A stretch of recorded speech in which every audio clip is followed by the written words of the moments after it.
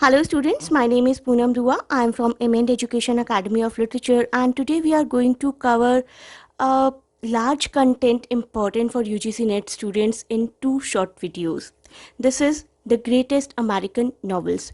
We will discuss about 10 greatest American novels in two parts, and that will be followed by an MCQ section too.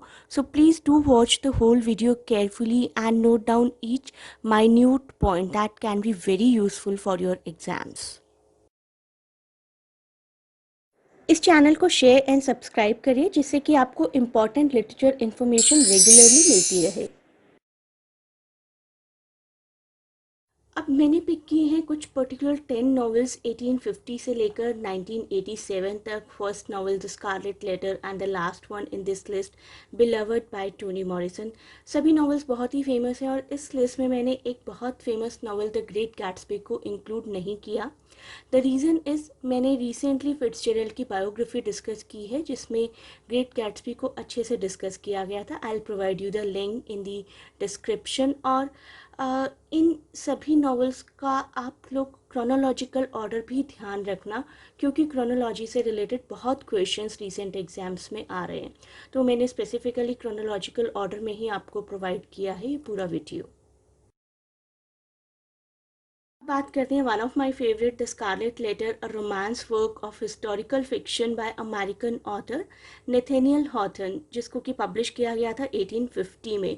तो मैं बार बार आपको याद दिला रही हूँ कि पब्लिकेशन ईयर्स ज़रूर याद रखिए। पब्लिकेशन ईयर्स याद रखेंगे तो आपको उस ऑथर का एरा भी साथ साथ याद हो जाएगा। तो ऑथर से रिलेटेड क्रोनोलॉजिकल क्वेश्चन हो या टेक्स्ट से रिलेटेड क्रोनोलॉजिकल क्वेश्चन हो या फिर ऑथर और टेक्स्ट को मैच करना हो, इस तरीके के क्वेश्चंस को आप इजीली अटेम्प्ट कर पाएंगे। In this novel we get to see the glimpses of Puritanism. Puritanism क्या होता था थोड़ा सा वो जान लेते हैं। Puritans use to be member of group of Protestants जो कि बहुत ही स्ट्रिक्टनेस चाहते थे in terms of religion specifically. So Puritans की मेंटालिटी को, पुरितन्स के माइंडसेट को शो करता है ये पर्टिकुलर नॉवल। और इस नॉवल की सेंट्रल कैरेक्टर का नाम है हेस्टर। हेस्टर बिलीव करती है कि वो एक विडो है, बट उसका हस्बैंड जिसका नाम रॉजर चिलिंगवर्थ है arrives in New England very much alive, and in the beginning he conceals his identity because he finds his wife forced to wear the scarlet letter A on her dress as a punishment for her adultery. तो he has been out of town for many years और अब वापस आया तो he sees कि his wife is mother of a girl और उस पर adultery का आरोप लगा है और उसको एक scarlet कलर का लेटर वियर करने के लिए दिया जा रहा है अपनी ड्रेस पर जिस पर ए लिखा है। ए मीन्स अडल्ट्री, तो लोग उसको देखते ही पहचान जाएंगे कि this is the women who has committed adultery. Novel की प्रोग्रेस के साथ इस लेटर ए का मीनिंग भी चेंज हो जाता है। शुरुआत में रीडर्स को ऐसा लगता है कि ए का मीनिंग सिर्फ अडल्ट्री है because she has committed the crime of adultery, और धीरे धीरे ये मीनिंग चेंज होता चला जाता है in few other terms like able and angel. So in the beginning A has negative meaning, but this time as the time goes, Hawthorne the novelist turns the meaning around in the story to mean able, because now that she has given many hours of time and service to the sick, poor and troubled people, she began to gain respect from some of townspeople who once looked down on her. So, and after this, once the novel nears the end, Hawthorne again makes the letter A changed its meaning. It stands for an angel now, and Hester in the story about this time had become more self-esteemed and more pure. Next novel Moby Dick by Herman Melville. इस नॉवल में से कई बार आपको UGC NET exam में questions आते हैं और it was published in 1851। Years को बहुत अच्छे से ध्यान रखिए। मॉबी टिक और the whale is an 1851 novel by American writer Herman Melville and the book is the sailor Ishmael's narrative of the obsessive quest of Ahab, captain of whaling ship Picard. तो अब आपको देखिए तीन facts पता चले। Narrative किसके द्वारा दिया गया, दैट इज़ बाय इश्माइल, और शिप का कैप्टन कौन है, अहाब, और शिप का नाम क्या है, पिकॉर्ड। सो अहाब को एक रिवेंज लेना है एक वेल से, the giant white sperm whale that on the ship's previous voyage bit off Ahab's leg at the knee. तो प्रीवियस शिप में एक वेल ने अहाब के पैर को चबा लिया था नी के साथ, और अहाब को अब उस वेल से बदला लेना है। आपका ऑब्सेशन और प्राइड इतना ज़्यादा एक्सेस में है that it brings out killing of everybody.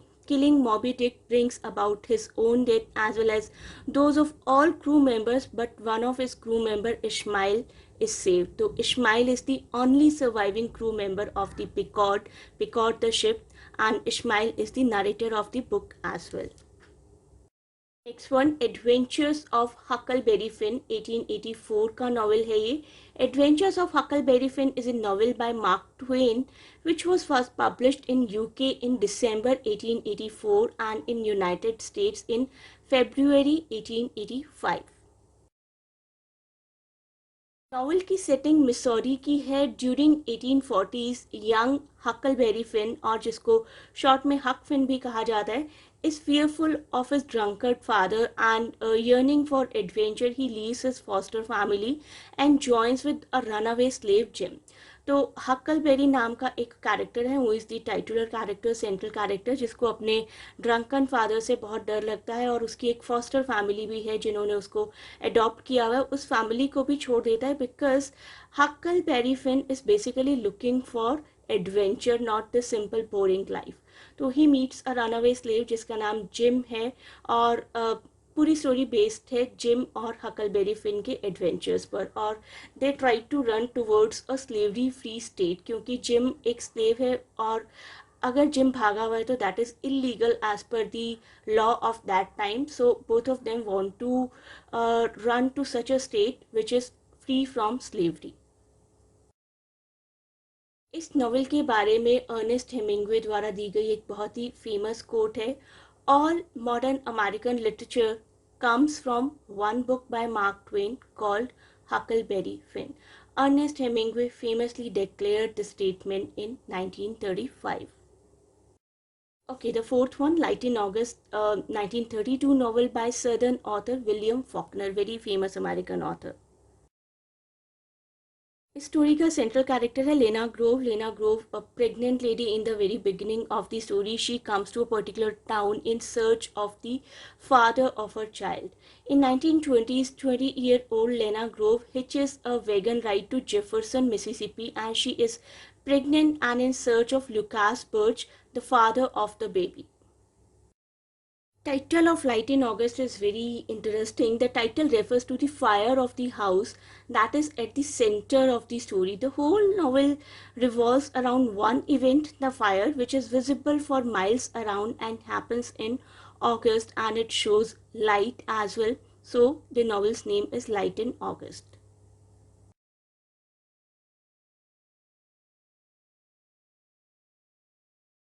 बढ़ते हैं अगले नॉवल की तरफ, और आप लोग प्लीज़ ये मत सोचिए कि इतने सारे नॉवेल्स हैं, इतना कुछ है, तो हर नॉवल को पूरा पढ़ना ना ज़रूरी है और ना ही पॉसिबल है बाय अ सिंगल स्टूडेंट।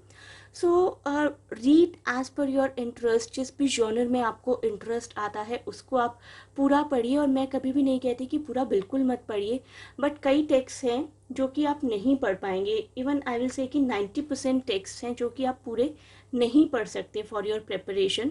तो उनको आप इसी तरीके से जानने की कोशिश करिए, कंपाइल करके किसी कैटेगरी में पुट करके। जैसे मैंने अभी एक कैटेगरी बनाई है 10 अमेरिकन नॉवेल्स, इसी तरीके से मेरे और कई वीडियोस हैं, विक्टोरियन नॉवेल्स, पिकारेस्क नॉवेल्स। तो इस तरीके से आप कवर करते चलिए, धीरे धीरे आपका मेजर सिलेबस कवर हो जाएगा।